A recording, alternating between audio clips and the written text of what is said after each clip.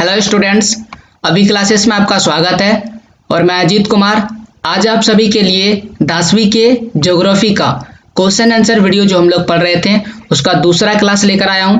तो पहले क्लास में हम लोग 1 अंक वाले प्रश्न पर विचार किए थे। आज की क्लास में हम लोग 3 और 5 अंक वाले प्रश्न उत्तर पर विचार करेंगे। तो 3 और 5 अंक के लिए जो पहला चैप्टर था जिसका नाम था संसाधन एवं विकास, ये पहला चैप्टर है ज्योग्राफी के एनसीईआरटी बुक का। तो उसका दूसरा पार्ट रहेगा वीडियो, यानी दूसरा क्लास है। तो आइए हम लोग 3 और 5 अंक वाले प्रश्नों पर विचार करते हैं। पहला प्रश्न है कि खादर और बांगर में क्या अंतर है। कुछ सामान्य क्वेश्चन आंसर हम नहीं लिए हैं, जैसे कि संसाधन किसे कहते हैं, संसाधन के कितने प्रकार हैं। तो वो एक सामान्य प्रश्न उत्तर है। मैं उम्मीद करता हूं कि आप उन सभी प्रश्नों को बेहतर तरीके से समझ गए होंगे। अगर आप उन प्रश्नों को नहीं समझे हैं तो आप मेरा वीडियो लेक्चर जरूर देखिए चैप्टर का, कि किस तरह से पूरे चैप्टर को हम समझाए हैं। वो वीडियो देखेंगे तो छोटे छोटे प्रश्न आप खुद ब खुद बना लेंगे। इसीलिए कुछ बड़े प्रश्नों पर विचार कर रहे हैं ताकि आप बेहतर क्वेश्चन आंसर लिख सके। तो डिस्क्रिप्शन में आपको लिंक मिल जाएगा, वहां से आप देख सकते हैं, या फिर आप आई बटन पर क्लिक करके और भी अन्य वीडियो देख सकते हैं। तो यहाँ पर एक तरफ आपको खादर लिखना है और दूसरी ओर लिखना है बांगर। अब दोनों में अंतर लिखना है, तो एक एक करके अंतर लिखते हैं।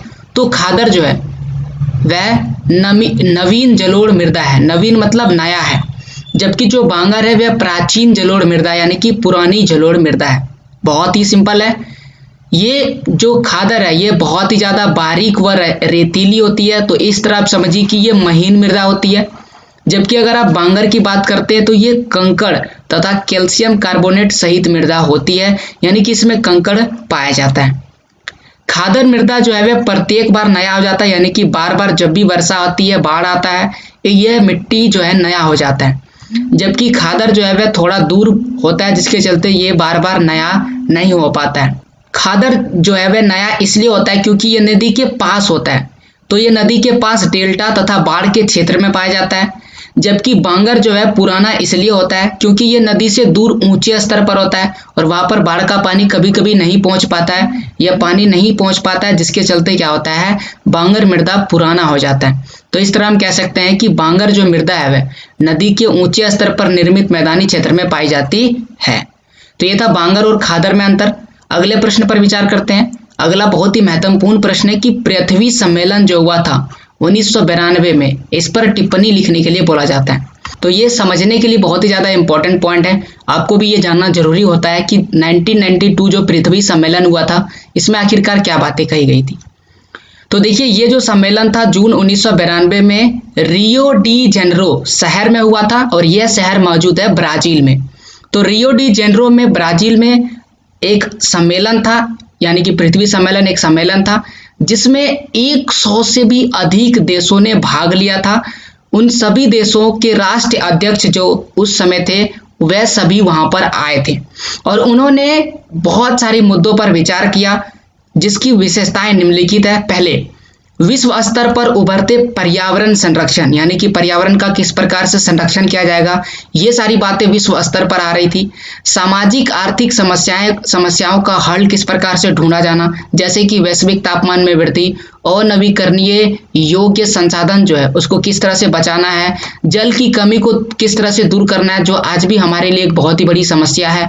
वैज्ञानिकों का मानना है कि 2025 आते आते लगभग 20 करोड़ लोगों को पानी नहीं मिलेगा। तो ये सभी समस्याएं आज भी हमारे समक्ष मौजूद है और इसके निवारण के लिए ही हम लोग पहले से ही विचार कर रहे थे और यही इस सम्मेलन का मुख्य उद्देश्य था।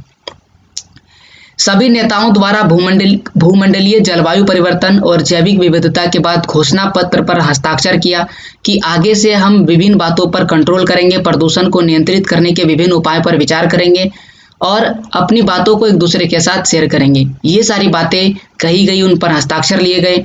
भूमंडलीय वन सिद्धांतों पर सहमति किया गया। इसके अंतर्गत क्या कहा गया कि वन क्षेत्र को कम होने से बचाना है, साथ ही साथ जितना ज्यादा संभव हो सके वन क्षेत्र में वृद्धि करना है, ताकि ऐसा माना जाता है कि बहुत सारे ऐसी प्राकृतिक आपदाएं हैं जिसका कहीं ना कहीं संबंध पेड़ से है। इसलिए पेड़ को जैसे ही कम होता है तो वे क्या करता है, प्राकृतिक आपदाओं को लाता है। इसलिए वन क्षेत्र को ज्यादा से ज्यादा वृद्धि करना और इसे कम कर नहीं होने देना, यही पृथ्वी सम्मेलन का मुख्य उद्देश्य था। ये था पृथ्वी सम्मेलन वाली बात। अगला प्रश्न है कि शुद्ध बोए गए क्षेत्र तथा कुल बोए गए क्षेत्र, दोनों ही आपको एक जैसा लग रहा होगा लेकिन इसमें बहुत ही ज़्यादा अंतर है। तो इसमें क्या मुख्य अंतर है ये आपको बताना है। तो एक तरफ मैंने लिखा शुद्ध बोया गया क्षेत्र और दूसरी ओर है कुल बोया गया क्षेत्र। तो कुल बोया गया क्षेत्र से शुद्ध बोया गया क्षेत्र किस प्रकार से अलग है, इस पर विचार करते हैं। तो शुद्ध बोया गया क्षेत्र का मतलब होता है कि कुल ज्ञात क्षेत्रफल, जितना हमको ज्ञात क्षेत्रफल है, जितना भी भूभाग हम जानते हैं, उसमें कृषि के लिए जो भी उपयोगी भाग है उसे हम क्या कहते हैं, शुद्ध बोया गया क्षेत्र कहलाता है। गणना वर्ष में एक फसल के आधार पर भारत में कुल क्षेत्रफल का लगभग आधा भाग शुद्ध बोया गया क्षेत्र कहलाता है। यानी कि शुद्ध बोया गया क्षेत्र वह क्षेत्रफल है, जैसे कि हमको जितना पता है, जितना भूमि पता है, उसमें जितने क्षेत्र पर कृषि होता है वह क्या है, शुद्ध बोया गया क्षेत्र है। और इस आधार पर भारत में कुल आधे क्षेत्रफल पर जो है क्या है, शुद्ध बोया गया क्षेत्र है।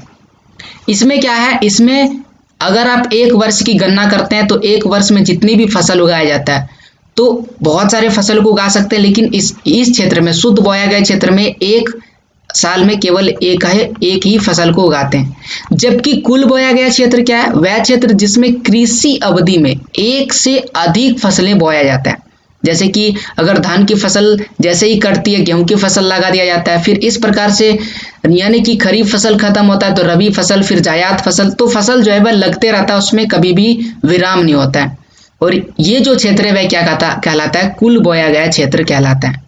गणना वर्ष में एक से अधिक फसलों के बोए जाने के आधार पर कुल बोया गया क्षेत्र भारत के शुद्ध बोए गए क्षेत्र से बहुत ही अधिक है। यानी कि शुद्ध बोया गया क्षेत्र जितना भी है, हमने अभी बोला कि आधे क्षेत्र में, इससे भी अधिक जो है वह कुल बोया गया क्षेत्र है। तो ये मुख्य अंतर है शुद्ध बोया गया क्षेत्र और कुल बोए गए क्षेत्र में। प्रश्न है कि अंतर्राष्ट्रीय स्तर पर संसाधन संरक्षण के लिए क्या क्या प्रयास किए गए हैं। तो सबसे पहले संसाधन संरक्षण है क्या, इसकी परिभाषा देते हैं। तो संसाधन का सतर्कता पूर्वक उपयोग करना, यानी कि सेफ्टी से प्रयोग करना, और उन्हें नवीकरण होने के लिए समय देना।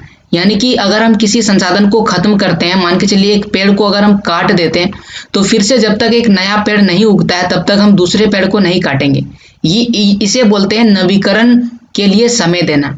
तो नवीकरण के लिए समय देना क्या कहलाता है, संसाधन संरक्षण कहलाता है।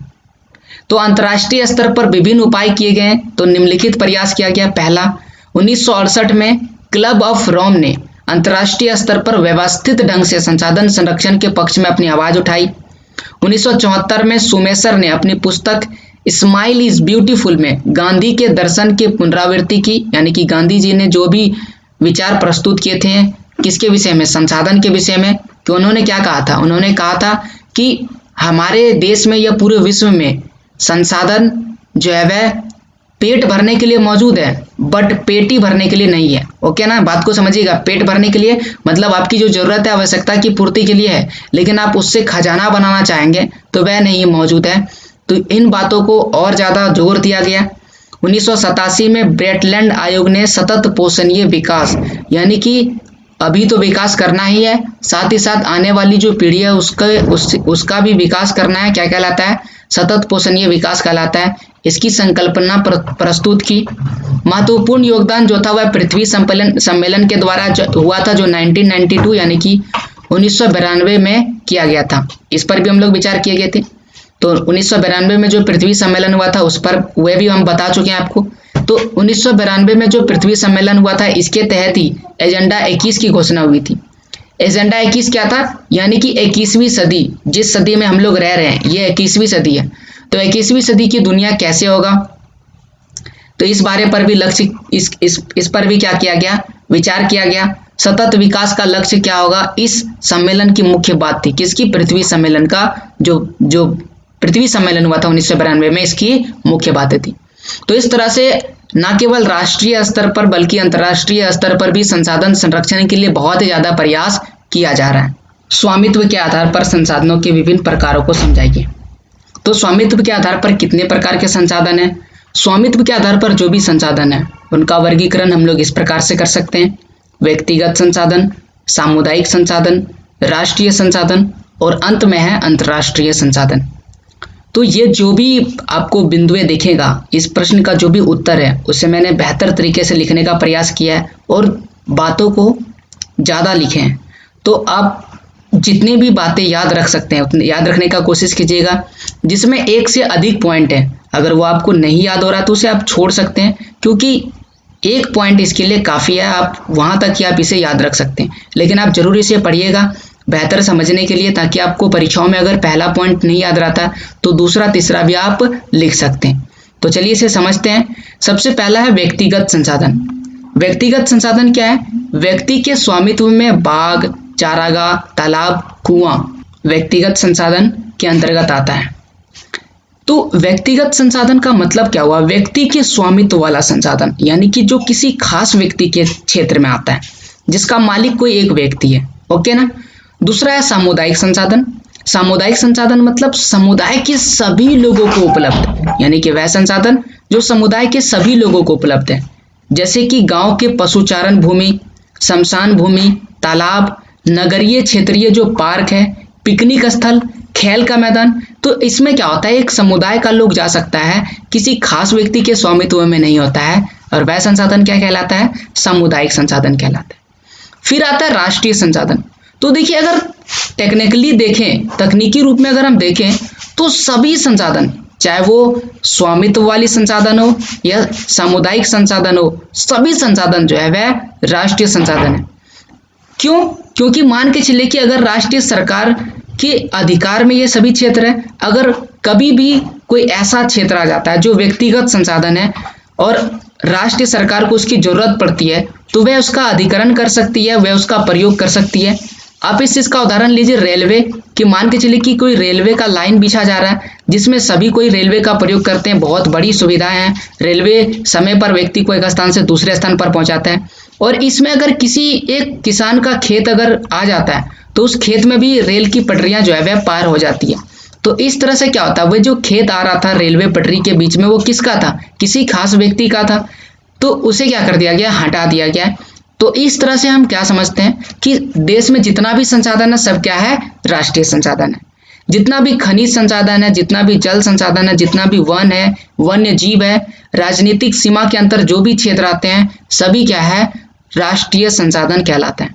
साथ ही साथ अगर 12 समुद्री मील अगर देखें, 12 मील तक समुद्र का जो पानी देखें, महासागरीय क्षेत्र देखें, वह सभी भी क्या है? राष्ट्रीय संसाधन है। एक देश समुद्र के पानी का भी प्रयोग कर सकता है। तो इस तरह से राष्ट्रीय संसाधन हो जाता है। अब जो अंतिम बचता है वह है अंतर्राष्ट्रीय संसाधन। अंतर्राष्ट्रीय संसाधन क्या है?